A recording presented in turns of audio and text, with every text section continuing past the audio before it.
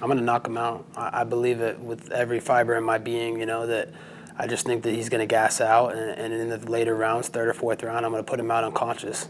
Colby Covington. Welcome to Las Vegas. Welcome to BT Sport ahead of your big welterweight title showdown with Kamaru Usman. How are you feeling, first of all, man? I feel great. I wouldn't say it's a big welterweight title fight, but, it's only big because I came. Come on, man. Everybody's out this weekend, It's the last one of the year, the last big pay-per-view of the year in the United States. You're top of the bill. I'm going to big it up as big because it's big. Because I want people back home in the UK to be tuning into this at the weekend. My last fight with Robbie Lawler was a way bigger title defense. Marty Fake Newsman, no one cares about him. Regarding this, the way that we're speaking now, how does Colby Covington become the UFC's supervillain? That's how it's being built. Yeah, through a lot of hard work, man. A lot of deception. Just a good promo skills and mainly just sacrifice and doing things that aren't being done. I've done things to turn a lot of people off, but I've done it for business and to better myself and better my career. So most people, all the fighters, they care about what people think of them. I don't care what people think of me. I don't care if I lose friends because just like I always say, I'm not here to make friends. I'm here to make money. Let's talk about that because there is a distinct difference in how you acted after fights from Singapore in June 2017 to Sao Paulo. What happened in that period of time? Because if you watch back the Singapore fight, the performance is fantastic. You get on the microphone, you're respectful, you speak quite nicely of everybody that you came across whilst you were out there. And then obviously in Sao Paulo, it was very, very different. So what happened in that period of time? I knew I needed to make a change. I could tell that, I was already on my third UFC contract, and they weren't ever up in my contract. Like, they were just saying, oh, you're just going to go up, to this contract. There's no negotiation period. You're just going to take what we give you because we don't like you. You're not a character. None of the fans care about your fighting style. No one cares about your personality. So I knew I had to make a change. I had to do something that was going to get the fans involved, make it a circus, because this is the circus business, So I knew I had to make a change, and I had to do something drastic that was going to get the fans and everybody hyped up, and that's what I did. Whether you hate me or love me, you're going to tune in to watch me. How did that make you feel at the time? Because you're 12-1 off the back of Singapore. You were performing extremely well, elite-level wrestling at times, and obviously showing a lot of different facets to your game. And then to hear that there was a possibility that you might not necessarily be a UFC fighter off the back of it, that's got to hurt a little bit, hasn't it? Yeah, it did hurt because I knew I was one of the best fighters in the world. Training at the American Top Team, I'd trained with the highest level fighters. I'd trained with the world champions, before me, and I was beating them up every day in training. So I knew I was the best fighter in the world. And to hear someone tell me, hey, man, we're not going to re-sign you before I was going to fight Damian Maia, who was coming off a title challenge and ran through the division, won 7 or 8 fights in a row. And I was going to fight him in his hometown, and they're telling me after I've just beat the number 6 guy in the world, Dong Hum Kim, they're going to tell me they're not going to re-sign me. It's just, it hurt, but, that's what this business is, man. It's a ruthless business, and the UFC brand, they don't care about the fighters. You're just a number, and it's just on to the next guy. So, I knew I needed to make a change. I needed to do something drastic, and that's what I did. So I don't really care if people think of me different because of it. I'm going to be me, and I'm going to do my business, and if people have a problem with it, they can try and settle in the cage, but there's not a man alive that can beat me right now. No, I personally, looking at it, there's 2 aspects to fighting. There's what you do in the cage, and there's what you do on the microphone. You've got to make people care, and you've obviously taken that to the extremes that you've taken it to. Why? Do you, as you look back at it now, because you've achieved everything that you set out to achieve by making people care, and obviously getting re-signed and continuing to fight in the UFC after they were threatened to maybe cut you. How do you look back at how big it's got now? Did you ever anticipate that it would get as big as this, that you would make as many headlines as you are making from the things that you've maybe said post-fights? To be honest, I knew it was a possibility with my fighting skills, but I didn't think that, I was going to become one of the faces that they were talking about every time and what all the media was using for clickbait, for their articles. I didn't think it was going to get that big, but, I always believed in myself and my skills, and I knew I could be the best fighter in the world. So I knew if I just became, bringing it a little bit pro wrestling type-ish to the MMA world, that anything could be possible and I could do anything. I mean, you mentioned pro wrestling there. We've seen the likes of the Ric Flairs of this world who made a living out of things like that, and previous guys that have done well in mixed martial arts previous to you, the likes of Chael Sonnen. Did you look at, for example, Chael's career and the things that he was saying outside of the octagon and how that propelled him onto, obviously, big title shots? Yeah, the thing about Chael is, that's Uncle Chael to me because, we're both from Oregon. We're both Oregon gangsters. And I've known that guy since I was 7 years old, wrestling in Mac Club over in Oregon. So, I learned a lot of stuff from him. And he would come to Oregon State when I was training in Division I college wrestling. And he would kind of, give me some tips. And I was like, hey, man, if I go into fighting, what do you think about it? He's like, let me tell you one thing. It's not so much about your fighting skills sometimes. It's about what you can do on the mic and how you can entertain, because this is the show business. So if you want to make a lot of money and capitalize and set away money for the rest of your life, you're going to have to do something. You're going to have to become a character and become, in the sense of an actor. You're 100% right with what you're saying, but do you agree with it? Do you agree that maybe the game needs to change a little bit and maybe reward the guys for what they're doing inside the cage? Because this is professional sports. These are athletes at the end of the day. They don't necessarily have to be actors, do they? Or should they be? I mean, in this sport, in this business, they do, because the way the UFC model is set up, the UFC model, they're not promoting fighters, and that's why they're telling their guys, you need to go out there and you need to create an image and you need to promote and market for yourself. We're not going to do it for you. So, any other sports, all their companies are promoting and marketing them, and that's not what the UFC does. Why is it that Dana White's the biggest figure and the biggest name in the business? Why is it that UFC doesn't want to pay all these different things, and so you gotta create your own thing and just run with it. I know that you genuinely don't care what people think about it, but what about personal relationships? Because the line sometimes maybe can get a little bit blurred, and obviously you've got people in your life, family members and close friends that you've had for a long time. How have they reacted to it? Do they see the real Colby behind what you're doing, or sometimes does it maybe get a bit hard to explain to them what you're actually doing in order to achieve in the business side of this game? Yeah, it's been a little bit mixed. I have some family and some friends that understand it, and then there's some other family and other friends that don't understand it. They just see what they see on the internet, and they think that that's what who I am and who I am behind the cameras, and they don't realize that I'm doing it to monetize and doing it for business. So, it's a little bit mixed, but I really, if anything, it just shows me who's real and what's true, and the people that really have stuck by my side and understand what I'm doing. Those are the people that only matter to me. I don't care about the other people. It must be hard though, that, because like you say, you've grown up with friends over the years and family members and what have you. For them to maybe not see what you're doing and maybe to have to break ties and them no longer be in your life, that must be quite tough to deal with. Not really, because I put in a lot bigger paychecks in my bank account, and now I have the luxury to really do whatever I want in life, and I've set up a great life for myself, and I've set up a great future for myself. If I never fought again, I'd have a little nest egg where, I'd be comfortable. So, you got to be a little selfish in life to get out of life what you really want, and what I want is to be successful. That's what I've always wanted as a kid, and I'm on my way towards that right now. It's a great lesson for a lot of young fighters coming in to the UFC. You've got to make people care at the end of the day, haven't you? Exactly. You got to make them care. Whether they love you or hate you, you just don't want them to be in the middle. You don't want them to turn the channel, the Real Housewives of OC, when you're fighting on prime time. So get them to hate you or love you, but don't let them be in the middle. Have you had messages from guys that are maybe just breaking into the UFC, or guys that maybe have probably been in the UFC for a longer period of time that haven't made the bigger paychecks, that haven't been able to kick their careers on because they haven't been vocal on the mic? Have you had messages from other fighters saying, listen, man, you've actually inspired me to maybe step up to the plate a little bit more and do a little bit more on the microphone? I think a lot of fighters are scared to really message me, because they know that, I'm the black sheep of the UFC. I say what I want. I'm unfiltered. I even go against the company. I'm not here to toe the line. I'm here to make my own line. And I see a lot of the guys that follow me, though, and I see that they're watching all my stuff and paying attention to what I'm doing. So I know they're taking notes. There's some guys that are trying to carbon copy what I'm doing, but they're never going to be able to do it as good as me. But the facts don't lie. Like I just mentioned, June 2017 was that fight in Singapore. From that point to where we're at now, it's 2.5 years. For you to turn it around in 2.5 years to be where we're at right at this moment in time, Las Vegas, top of the bill, final big pay-per-view of the year, welterweight title on the line against Kamaru Usman. That should be a massive lesson to everybody to just go, hang on a minute, maybe this is what I need to be doing. This is the business model.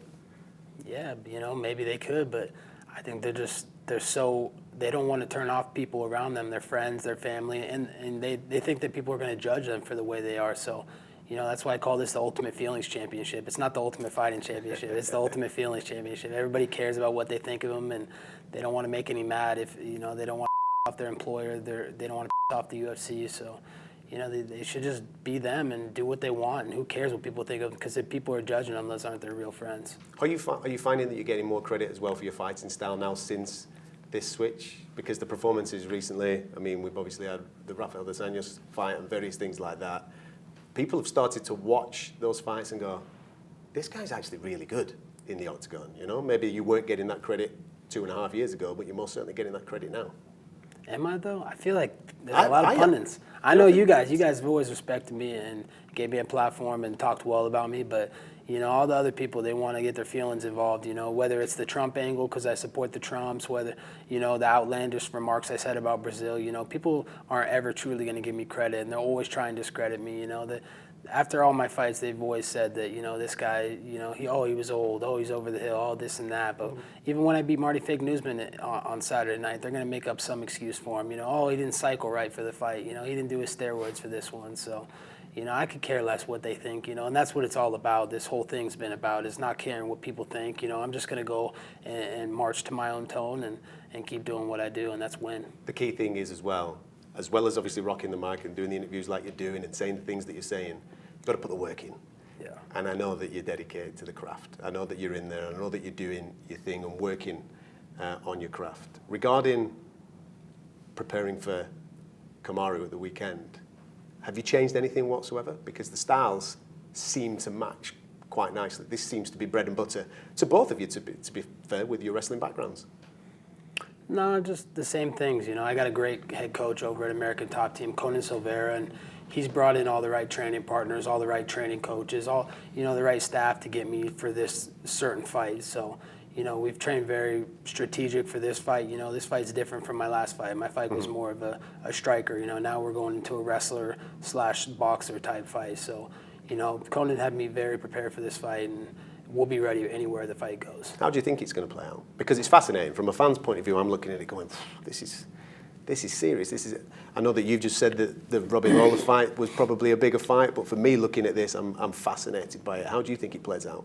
I'm going to knock him out. I believe it with every fiber in my being, that I just think that he's going to gas out, and in the later rounds, third or fourth round, I'm going to put him out unconscious. And then, off the back of that, you have your hand raised. You've got a brand spanking new shiny belt to parade around Las Vegas and go and enjoy yourself with. What next for Colby Covington? Everybody knows who's next. It's got to be journeyman George Masvidal, a.k.a. Street Judas. You've obviously grown up in a similar environment to him, working in the same gyms and stuff like that. And again, that relationship. Were you ever friends? Were you ever friends back in the day? Nah, looking back at it now, I knew the whole time, like we hung out a lot, we lived together, but it was a one-way street. He was just using me for his training camps to help him with wrestling. He didn't have a good wrestler to help him prepare for his fights. So, he was just using me to help him, but really I was just ragdolling him all the time, and eventually he got jealous of it, and that's why we had to separate, because once I got the UFC title against Rafael dos Nachos, he was jealous and bitter, and money and fame got to him, and now he wanted to turn his back on me. So now he's public enemy number one, and that's the wrong place to be with a guy like me. How do you judge his year, 2019? Because this is the year that a lot of fight fans have looked at Jorge and the way that he is obviously knocked out Darren Till, knocked out Ben Askren. His last fight for the BMF belt against Nate Diaz. He's had 3 stellar performances there. How do you judge his year? I judged it as a fluke and really just underwhelming. There's nothing impressive about it. The Darren Till fight, he got dropped in the first 30 seconds, and he should have got finished, but Darren Till got a little bit overzealous, and he was cutting a lot of weight in that fight, and he had a lot of pressure with the England fans, so I think that got to him, and he kind of froze out there, and that's why George was able to capitalize. And then his last fight against Ben Askren, the guy's a nobody. He was 0-3 in the UFC, so what's impressive about that victory? And then, another jobber, the Stockton soy boy Nate Diaz, come on, let's be honest. The guy's 1-1 in the last 5 years. He barely ever fights, and he's at the end of the road. The guy's got double-digit losses, so I don't see anything impressive about his resume. He hasn't fought, me or Marty Fake Newsman, and frankly, if he did, he wouldn't stand a chance. So you come through Kamaru. The next target is Masvidal. Your belt and his belt on the line. That's got to be something for the fans to get excited about, hasn't it? Middle of next year, maybe? Yeah, for sure. Maybe next summer, but, you can't say that that's really a belt that he's carrying around. He's got that Bernie Sanders participation trophy, you know, and nothing about that is a real belt. And then off the back of Masvidal, where was the other talent in the welterweight division? Or what's going to challenge you? Yeah, it's a steep drop-off after that. You know, there's really not anybody else to be challenged. You know, Georgia's not even a challenge. That's just easy money in the bank for me. But, you know, who knows? I might have to go up to middleweight, you know, and fight, you know, Israel Adesanya. You know, if Khabib wants to meet in the middle, you know, I might have to fight the sheep in the middle. So, you know, there's a lot of options out there for me. So up or down? You're happy to maybe move towards 155 pounds for a fight with Khabib? Or move up to middleweight? There's some big boys up at middleweight, isn't there? Yeah, but the bigger they are, the harder they fall. We all know that, you know, those guys are front runners. They're not going to be able to keep up with the pace that I set in that octagon, and there's not really anybody in the world right now that can keep up with my pace. How long do you think you'll go on for in the UFC? Because you seem to be a man that is in control of his own destiny. I mean, you've taken full control of that over the last 2 years. Yeah. How long are you doing this for? As long as I want. You know, the thing is that I'm still young right now. I'm 31 years young, and I have plenty of great years of fighting left in me, but it really just depends on how the UFC wants to treat me. You know, it's been a two-way street of how we've been treated. They treat me like so I treat them like you know. If they want to start treating me good, I'll start treating them good, but you know, if they don't start paying me my worth and what I deserve, then, you know, I can go to WWE. The offers are been talked about, and it's a potential possibility, and who knows, you know, you might see me in the silver screens in Hollywood someday. Well, I was going to ask you that, because we're starting to see a lot of people crossing over. We're starting to see, for example, in the world of boxing, people going into the world of WWE. I know you're a fan of that, so that obviously appeals to you, as you've just mentioned it. Talk to me about your relationship with the UFC, because how has it become so fractured? Is it just because you value yourself here and they value yourself there? Is that what it is? What's happened there? No, it's the way they treated me, man. I mean, as soon as I won the interim title, you know, they wanted me to fight like 5 weeks later, and I had a nose surgery. First off, they say, hey, go to our doctor, UFC doctor. So I go to the UFC doctors, and they're like, oh, yeah, you got to get sinus surgery, you got a deviated septum, and you got chronic sinusitis. You need to get this cleared out. You can't fight at least for 3 to 4 months. So I'm like, hey, I can't turn around in 5 weeks' notice and fight in your pay-per-view that you want me to turn around after a 5-round fight. So this was against Tyrone Woodley. This is against Tyrone Woodley when I was supposed to fight in Dallas, and they ended up giving it to Darren Till because I couldn't turn around and fight because I had a surgery from their doctors.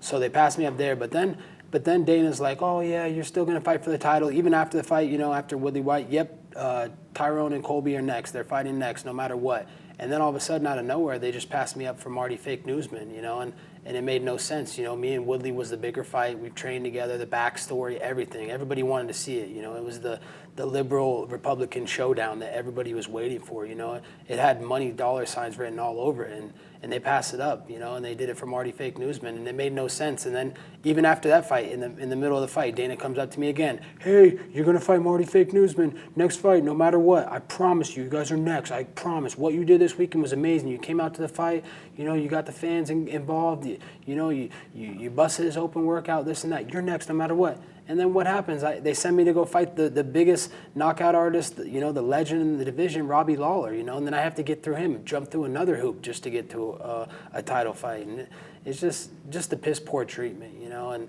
the pay along the way has been so, you know, they've sent me to other countries. I mean, just everything they've done is just, you know, I've went out on my own accord to, you know, promote their brand, you know, went to the troops, you know, went to first fighter in the history of the sport to ever go to the White House and hang out with a sitting president in the Oval Office, and this is how they treat me. So, you know, they're gonna trust me. I will get the last laugh. Is there ever a fear in your head if, for example, at the weekend, it doesn't go your way, that we might be back to where we were 2.5 years ago, where they're looking for a way maybe to get you out of the UFC? I'll be happy. You know, I'll make more money outside the UFC, and they know that. That's why they were never willing to release me before. I was begging for my release a year ago, and they wouldn't do it. I was telling them every which way. You know, I showed up at a blackjack table and confronted Dana White. You know, and you know he had nothing to say. You know, he knows what my worth is, and he knows how valuable I am to this company and what I draw to this company. So, you know, I could care less. You know, I don't need to fight in the UFC. This is the Colby Chaos Covington business, and people want me. I'm not employed by the UFC. They're employed by me. At the weekend, there's real beef between you and Kamaru. Where does that stem from?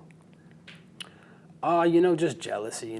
He's tried to follow my footsteps every step of the way since, the beginning of time. He's looked to fight every sloppy second, that I've fought. He comes and takes, all these guys after I've already taken their souls. Rafael Dos Nachos, Damian Maia, he comes after me and he tries to do everything the way I do it. And, it's just jealousy. He wants to be as good as me. He wants to do what I'm doing. He wants the fans to care about me like for him, but they don't. They don't care about him. He's irrelevant, really. And after this weekend, no one's going to care about him anymore. Will we ever see you fighting in the UK? Got to ask that, being a man from the UK and obviously on a UK channel in BT Sport. We've got a welterweight there in Leon Edwards, maybe, that you could have a little bit of a fight with. Who's that? Leon Edwards? Never heard of him. Someone for you to fight maybe in the UK at some point. That's the question. Would you ever come to the UK to fight? Would I come to the UK? I mean, I'm America's champ now, so, I'm the people's champ, I'm America's champ, so I got to defend American soil, So if you want to fight me, you got to come here, to America and the fight capital of the world, Las Vegas. My next fight is probably going to be right down the street in Oakland Raiders Stadium, selling it out for 60,000 fans. Good luck. Thanks a lot. Great to speak to you, man.